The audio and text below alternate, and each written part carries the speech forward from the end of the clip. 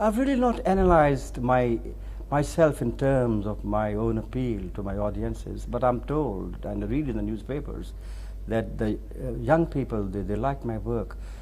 It could be because I think I like young people more than anybody else. Because let's face it, the medium that we work in is a very young medium. You have to feel young, you have to stay young to be able to be in the medium successfully. Because the people who see the pictures are between the ages of 14 and 27. They form the majority. And I think there's no film without romance, because it can tend to be dry. And when you have to have romance in film, I think you have to tap all the elements that are youthful, that are energetic, that are young, that are alive. And you cannot be a good motion picture maker unless you appeal to the young, unless you feel young, unless you know what they feel. And I think temperamentally I feel very comfortable with the young people, with new people. Because number one, I travel a lot, and I think I go around and I see and I move around and I read books also. I mean, everybody reads books, there's nothing new. But then I think the more you have things to say for the young world, the better the cinema, because that's the audience that sees the cinema. It's not the old people who see the cinema, unless it's an outstanding film and they're told, go and see it. But if a film is seen by the young, they talk about it because they have the time to see it. And they have all the energies to see it, and they want to ape. I think, and if your appeal is for the youth, that's an eternal appeal. No matter in what walk of life. You could be a cinema star, you could be a politician. If you appeal to the young, you scored. I think that's very important for the people who are making pictures. What kind of books do you read? Depends. The type of books that I read depends on what I want to read at that moment. Sometimes I feel I'm very unfortunate because I get so involved with my pictures that it takes me about 16, 17 hours a day to be busy with them. And I always feel I'm lagging behind my reading. And I keep on buying books. I love to walk into a bookshop and browse and look for good books. But then they keep lying on my shelf. But the fact remains, they keep lying. I can always take them out when I want to read them. When I'm dabbling on a subject, then I like to read a lot of books on that subject, because I make contemporary pictures. If I'm making a film in a drug scene, then I have to look out for the drug material, whether it's the newspaper or the books or conversation. Or I like to meet the people who are involved in drugs, who had that type of an experience. And it applies to all the movies that I make in terms of my contemporary ventures. What kind of authors? You must mention a few who are your favorites, so we know what you like. Different kinds of authors. You have different favorites in fiction. I think Irving Wallace writes beautiful in terms of writing, and various others. And certainly somebody else all of a sudden comes out with a good novel, you want to read it. Certainly there's a good Indian author that you like to read. Salman Rushdie? Yes, his Midnight Children, I read it, but I thought it was a little difficult reading, and I had to hold it and keep it on the table for a while, because it did not hold my interest from that point of view. I mean, I think a good novel in terms of fiction is once you start reading it, you should not like to give it up unless you finished it. But when you're a busy man, you start reading a novel, and if the novel somewhere is a little loose, there's a looseness of construction, a little subjective, or he's dwelling on something where the story is not going forward, then you like to go back to your work. And once you go back to your work, you get so involved that you forget about it. So I have read the book, but not in one sitting. It is very well written, but something which I thought was not that engrossing, which I thought would make me glued. You will never be old, that's for sure. Take it from me. If you love your work, then you like to work for that love of your work. And that love for your work is what romance is all about. It includes everything. But if you're not working, if you're not involved, if you're dull, if you're vegetating in a corner and you are cursing yourself, well, that's your age. That's age. So how old do you feel? Oh, I think I never think of my age. In terms of years, I'm 64. It is only when people remind me, I feel I'm 64. But I don't feel that age, because I think when I'm working, I get so excited with my work like a child. With every project that I make, I feel like a child toying with that project, in total excitement. I look for my solutions. I look for certain knots that when to be unknotted in the dramatic unfolding of the stories that I conceive. Do you like? Yes. Sorry, go ahead. Yes, go ahead. Do you like to do comedy, or do you like the serious, like say Tere Mere Sapne and Tere Ghar Ke Samne? I don't think any artist should condition himself or herself on what he or she would like to do. I think they should do all types of pictures. It depends. I mean, it all depends on what the audience likes to see you in. But I think your attempt should be to work all types of pictures. You should be able to do comic roles. You should be able to do comedies. You should be able to do serious roles. You should be able to do action roles. You should be able to do hysterical, farcical roles. You should have that range of versatility. You should really not pin yourself down. But again, the audience has in mind some stars with images, and those images become so strong in certain cases that stars normally do not like to step down from those images, because it disturbs the audience, which is unfortunate to my mind. What do you think of the Kala Bazaar role? Kala Bazaar. Nice. It was Kala Bazaar was singing and action and a bit of an underworld activity, which is very interesting for the audience, and I love performing it. Because the film that I've done so far, I've always done pictures that I've liked to do. No picture has been thrust upon me, and I've not done many pictures in my span of 40-45 years. If the stars of today, in 40 years, they would have done 500 pictures, the way they don't refuse a picture. But I've never done a picture, never overbooked myself, never done more than 4 or 5 pictures, which include one of my own. And when I'm doing my own picture, creatively, of which I've conceived and written and directing and also acting in, it takes me 17 hours a day to work on that project. So when I'm doing my own picture, where's the time for me to do outside pictures? There came a time when I switched over as a director, I chucked all the pictures. I stopped working outside. How many have you done about? Do you know? I think people say so. I think they say done about 105 or 106. I've lost count, but that's not much by today's standards. Imagine starting my career in 1945. 1945, I was very young. 1945 to 1988, doing only 105 pictures is nothing by the standards of today's actors. Mm-hmm. You meet an actor of today who's been in the limelight for 3-4 years, they probably already have done 70-80 pictures. Kala Bazaar, how did you shoot outside Metro? You remember? We shot outside the Liberty Cinema. We shot the premiere of Mother India. We sought the permission of the late, very beautiful man, Mr. Mehboob Khan. They were holding the premiere, and he had invited all the stars to come and attend the premiere. And we had a sequence in the movie where these boys, they sell the black market tickets. So we spread around, and we had the cameras catching us, and we were after the stars with the crowds, with the audiences, and Goldie was picturizing each one of us. That was great fun. It was a sequence in the film itself. Who thought of a black market fellow being the hero? Goldie, Vijay, very, very clever man. Vijay Anand is a very clever director, and I think he's intelligent, and he thinks very, very nice ideas. Have there been ever differences between the brothers? There are bound to be differences between two creative people, because they're both creative, and each one of them, they want to assert one up over the other, not deliberately, but because you cannot think alike. Being creative, it has to happen that you must think differently. Therefore, you must differ. Now, if you differ, you can either be friends, retain your friendship, or you can agree to part. But have there been differences between the three, Chetan, you and Goldie?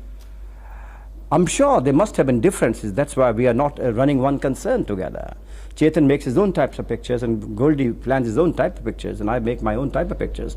But the pictures that I want to make, if I invite them, then I have a big say in those pictures, because then I say, this is the subject, and I convince them, or they convince me.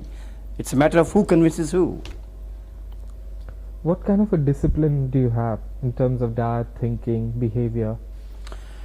The discipline is again the subconscious mind, because the very fact, I think if an actor is projecting, if a hero is projecting himself on the screen, and if he's the darling of the nation, I think it becomes his bounden duty to look good on the screen. He should not be just an eyesore for an audience with a fat belly and playing a police officer, or with 3 chins or 2 chins, or with lines on the neck. I think it's a beautiful, beautiful medium called cinema. You look for beauty on the screen, and beauty has to be planned, beauty has to be given to the world. I think that's why a little discipline on the part of actors is very important. I think you have to be an ascetic, you have to be a yogi to achieve something in life. Unless you're a yogi, you cannot be great, you cannot be an achiever. And it does not just necessarily apply to the movies, it applies to all the professions. Wherever you go, whatever you want to achieve in a big way, you have to sacrifice something for that achievement. That's important. Others give it up. You retire, say, look, enough, I've achieved enough. Now I want to eat and drink and make merry and sleep. I've achieved, I'm looking back into my past. Well, that's okay. Then people talk of the past. But if you want to be in the present and in the limelight and in the show business and on the screen, I think you owe it to the world. You owe it to the audience. You owe it to yourself to look after yourself, so that at least you look good as much as is possible. You never feel like taking it easy? Easy? Oh, I take it easy sometimes. Even during my great moments of planning, I take it easy. The best work comes out of taking it easy. The more effortless you are in any creative work, the better it is. But if you mean relaxation, that's different. But I think everybody needs relaxation, but the relaxation cannot be for long. If you switch over from one thing to another, that means relaxation. I'm directing for 4 hours, suddenly I'm going back into my makeup room, and then I'm facing the camera, and I go back, then I'm reading a book. That's relaxation. Not much is known about your wife, Mona. I mean, she just disappeared. Well, you know about her. The whole world knows about her. Mona. Mona I met on the sets of Bazi. We did 2 or 3 pictures together. We fell in love. We married each other. Then Mona was not very keen on acting, and she gave it up. Why wasn't she keen? Well, it varies from individual to individual. She hardly had done 3 or 4 pictures. She was not ingrained that much in the show business. And she said, I'd rather get married and not do any pictures. The only picture she did after marriage was Navketan. Then she had a baby. Her interest lay somewhere else. So these answers can only be given by the individual concerned. Because she was not that professional yet when she got married. And she had not done any outside pictures. Has she become a recluse? One doesn't see much of her. I think she has a lot of friends, and she has her own circle. Maybe she does not move into the movie circles. That's why it's not written about.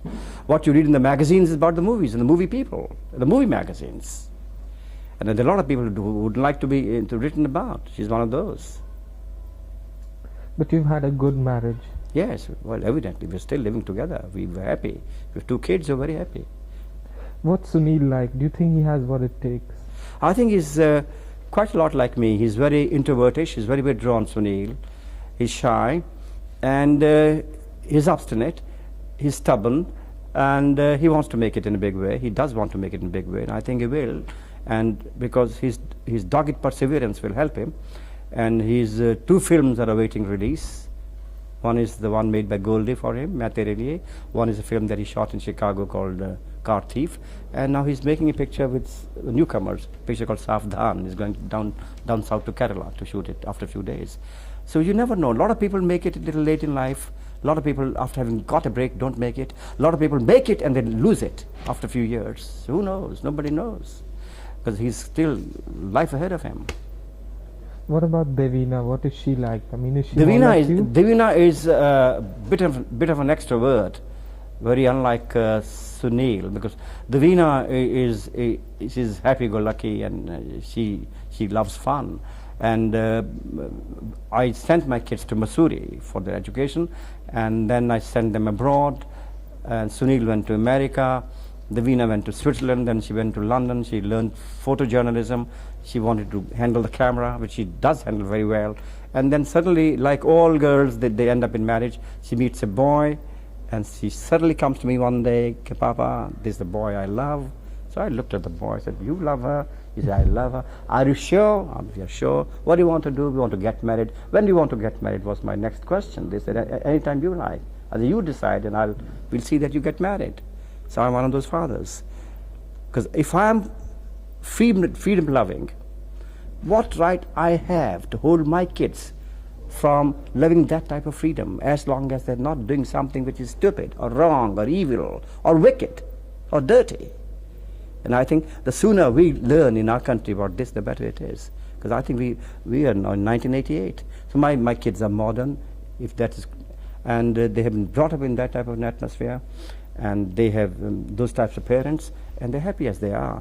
And I don't think I want to dabble any further in his career, because my duty as a father is over. I gave him a break, I made a picture for him. It all depends upon him, how he wants to make out of it. How did you feel on becoming a grandpa? Well, I still feel the same, except that it's a good feeling to have a small little child and playing with the child, and it's a very cute little girl, and Davina wants to flaunt it all the time, and you can feel shades of yourself, shades of Mona, and shades of Davina and the little child, and that gives a good feeling.